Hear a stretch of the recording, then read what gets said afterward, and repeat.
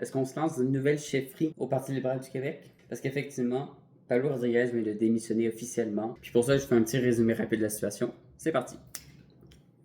Bon, déjà, il faut savoir, quand est-ce que Pablo Rodriguez avait été élu en tant que chef du Parti libéral du Québec? C'était en juin dernier. Puis il avait été élu dans le but de reconsolider le Parti libéral du Québec en vue des prochaines élections. Parce qu'en effet, en ce moment, le Parti libéral du Québec est dans le rôle de l'opposition en ce moment contre le gouvernement de la CAQ. Et alors que le parti avait un moment d'instabilité parce qu'il n'y avait pas de chef élu, c'était Marc Tanguay qui était chef par intérim, ils ont élu M. Rodriguez pour être leur nouveau représentant. Le Pablo Rodriguez n'est pas élu au Québec. Il est en fait un ancien élu au fédéral, qui fait d'ailleurs partie de l'administration de Justin Trudeau. Et malgré qu'il a gagné la chefferie de son parti, il n'a pas été élu dans aucune circonscription au Québec. Ce qui fait qu'à l'Assemblée, il ne pouvait pas représenter son parti. C'est pourquoi il avait nommé une autre personne en tant que représentante à l'Assemblée en tant que chef. Puis c'était juste avant Marois Risky. Puis on en a entendu parler parce que dans les mois, il y a eu des tensions entre les deux. Déjà qu'on les voyait pas souvent dans des événements officiels ensemble. Le réel problème qui est arrivé, c'est lorsque Marois Risky avait renvoyé la chef de cabinet du parti pour des raisons qu'elle n'avait pas vraiment divulguées. Et Pablo Rodriguez avait réagi à cela en renvoyant Marois Risky du parti. Ça avait déjà assez fragilisé le PLQ, parce que ça avait divisé quand même la façon que le chef avait vraiment réagi de façon forte, en voulant protéger, je crois, Geneviève Hines, au lieu de suivre les doutes qu'il y avait Marois Risky. Mais en plus, est venu s'ajouter à ça, il n'y a pas si longtemps que ça, des révélations que lors de la chefferie, des personnes auraient été encouragées et payées pour aller voter, pour faire des dons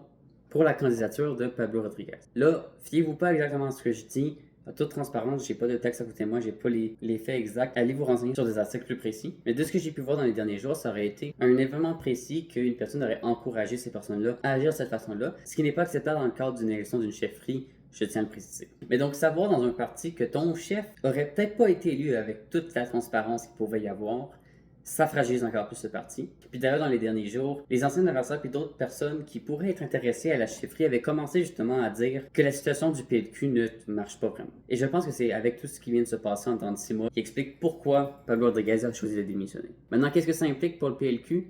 Difficile à dire. Il y aura sans doute une autre course à la chefferie, mais en même temps, les élections arrivent dans moins d'un an. Donc, il est possible que le parti n'ait pas le temps de faire réellement des nouvelles élections et que ce soit le responsable du parti qui se retrouve à l'être en intérim jusqu'aux prochaines élections. D'ailleurs, le Parti libéral du Québec n'a pas encore une ligne fixe puis un agenda ou un calendrier électoral clair pour les prochaines élections. Donc, une nouvelle course à la chefferie pourrait prendre vraiment beaucoup de temps et pas permettre au parti de totalement construire leur plan pour les prochaines élections. En tout cas, il va être intéressant de surveiller ça. Évidemment, ça reste toujours un parti qui est actuellement en deuxième place dans les sondages pour les prochaines élections. Je pense en ce moment que c'est le Parti québécois, le PLQ, la CAQ, les conservateurs et Québec solidaire. Et si vous voulez que je vous parle de ce qui se passe dans d'autres partis politiques, laissez-moi savoir évidemment. C'était Loïc Corriveau avec Logique. À bientôt.